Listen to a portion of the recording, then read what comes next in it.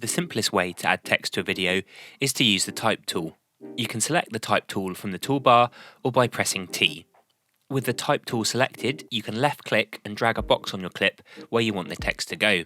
When you release, this will automatically create a layer above your video clip for the text. Next, type the text you wish to appear on screen, and then with the text selected in the effects window, you can change the font, the size, and all of the normal text properties as required.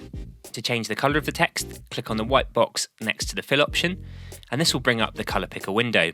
Drag the slider to the approximate colour you wish to use, then by clicking in the box, you can select exactly which colour you want.